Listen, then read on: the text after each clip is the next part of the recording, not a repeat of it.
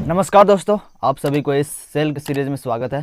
पहले हम लोग माइटोकॉन्ड्रिया के बारे में पढ़ चुके हैं, अब पढ़ेंगे अंतःद्रव्य जलिका के बारे में। क्योंकि हम लोग सेल में जो भी साइटोप्लाज्म में कोशिकांग पाए जाते हैं सबके बारी बारी से हम लोग पढ़ रहे हैं। माइटोकॉन्ड्रिया के बारे में पढ़ लिया क्योंकि वो ज़्यादा इंपॉर्टेंस था। अब हम पढ़ेंगे अंतःद्रव्य जलिका के बारे में। अंतःद्रव्य जलिका के बारे में लिखा गया है कि ये एक झिल्ली युक्त कोशिकांग है।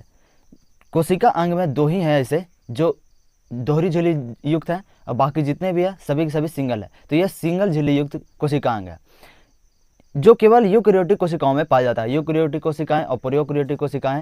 प्रोकैरियोटिक ऐसे होते हैं जो एक कोशिका में पाए जाते हैं, यूकेरियोटिक जो एक कोशिका में भी होती है और बहुकोशिकीय में भी होती है।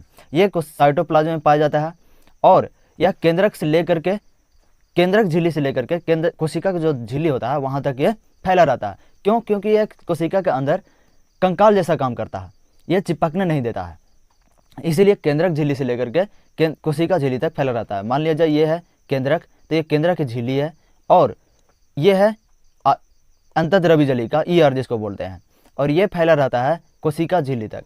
ये है कोशिका झिल्ली, इसलिए ये चिपकने नहीं देता है, ये कंकाल के जैसा रहता है और इसमें जो भी काम होते हैं इसी थैली के द्वारा होते हैं। आगे लिखा गया है कि यह प्रोटीन संश्लेषण, वसा के निर्माण और कोशिका का आंतरिक परिवहन में सहायता प्रदान करता है।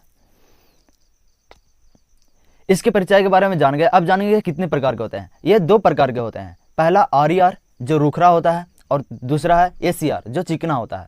रूखरा क्यों होता है? यहाँ पे देख रहे हैं ये जो छोटे छोटे कण दिख रहे हैं, इसी के कारण ये रूखरा दिखता है, और इसके ऊपर देखेंगे तो ये छोटे छोटे कण नहीं है, तो ये चिकना कहलाता है और ये रूखरा कहलाता है। ये छोटे छोटे जो कण है ये सभी के सभी राइबोसोम होते हैं, और जो चिकना होते हैं उस पर राइबोसोम नहीं होते हैं। तो पहला के बारे में पढ़ेंगे RER के बारे में। इसके सतह पर राइबोसोम होते हैं, अभी हमने डायग्राम में देखे, और ये राइबोसोम के कारण ही यह खुदरा दिखाई पड़ता है।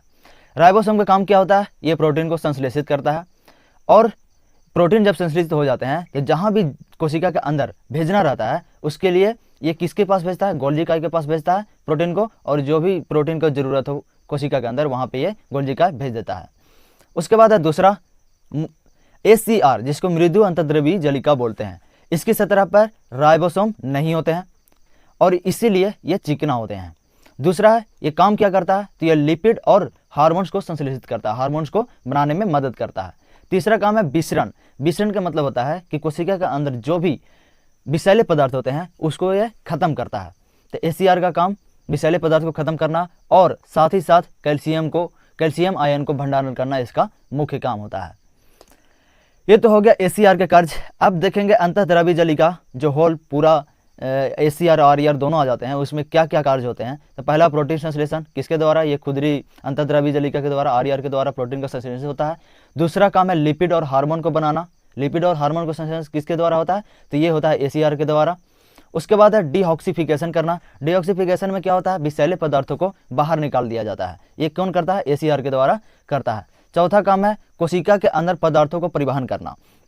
जब प्रोटीन बनता है तो प्रोटीन बनने के बाद ये अपना थैली बना करके ये गोल्गी इकाई के पास भेजता है, तो ये एक प्रकार के परिवहन हो रहे हैं। तो ये परिवहन जो होते हैं इसी के अंदर होते हैं। ER कह रहा है एक नेटवर्क की तरह कार्य करता है, क्योंकि ये बहुत ज़्यादा फैला रहता है कोशिका द्रव से लेकर के केंद्रक द्रव के बीच, जिसमें यह प्रोटीन अन्य अणु कोशिका के अंदर और बाहर करते रहता है। पांचवा काम ग्लाइकोजन।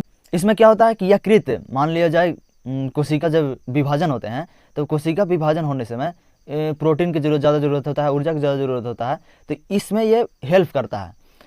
यकृत की कोशिकाओं में ACR ग्लाइकोजन को टूटने और संश्लेषण में भी मदद करता है ताकि ऊर्जा को बने। उसके बाद छठा काम परमाणु झिल्ली के निर्माण में सहायता करता है। ये क्या है काम? कोशिका जब विभाजन होते हैं उसके दौरान ER जो है ये अंतःद्रव्य जलिका नई परमाणु झिल्ली बनाने में बहुत ज़्यादा हेल्प करता है या मदद करता है। अब है अंतःद्रव्य जलिका और अन्य कोशिका अंगों के साथ क्या संबंध है। तो गोल्गी इकाई, मान लीजिए जब प्रोटीन बना या तो फिर वसा बना, जो भी चीज़ बनते हैं उसको परिवहन करने में कौन हेल्प करता है? तो ये गोल्गी इकाई ही हेल्प करता है। कह रहा है ER से संश्लेषित प्रोटीन और लिपिड गोल्गी निकाय में भेज देते हैं, और गोल्गी निकाय ये क्या करता है? कोशिका के अन्य जगह जहाँ पे ज़रूरत हो वहाँ पे ये भेज देता है। दूसरा काम है लाइसोसोम। ये गोल्गी इकाई से ही लाइसोसोम बनता है। इसके बारे में हम लोग आगे समझेंगे कि लाइसोसोम बनता कैसे है। लाइसोसोम में एंजाइम जो होते हैं वो किसके द्वारा आते हैं? ER के द्वारा। ER से गोल्गी इकाई में जाता है और गोल्गी इकाई ही छोटे छोटे पार्ट जो होते हैं उसको मेसिकल बोलते हैं और मेसिकल से लाइसोसोम में कन्वर्ट हो जाता है। तो एंजाइम ईआर जो होता है लाइसोसोम के अंदर वो कहाँ से आते हैं, ईआर से ही आते हैं। उसके बाद है माइटोकॉन्ड्रिया। ई और माइटोकॉन्ड्रिया कोशिका में ऊर्जा उत्पादन और चयापचय क्रियाओं में सहायता प्रदान करते हैं। ईआर के अंदर भी राइबोसोम के कारण प्रोटीन बनते हैं, तो एक तरह से ऊर्जा यहाँ पे भी बनता है, और माइटोकॉन्ड्रिया के अंदर भी ऊर्जा बनते हैं दो तरह से, एक प्रोटीन का संश्लेषण के द्वारा और दूसरा होता है श्वसनी प्रक्रिया के द्वारा। तो ये था पूरा का पूरा अंतःद्रव्य जलिका के बारे में। अगले वाले वीडियो में हम जानेंगे कि ये गोल्जी काय क्या है। गोल्जी काय जो यहाँ जहाँ भी प्रोटीन बन रहा है सबको ये अपने अपने जगह पर भेजता है जहाँ पे ज़रूरत हो। तो इसके बारे में समझेंगे कि ये है क्या, इसका खोज किन्होंने किए थे।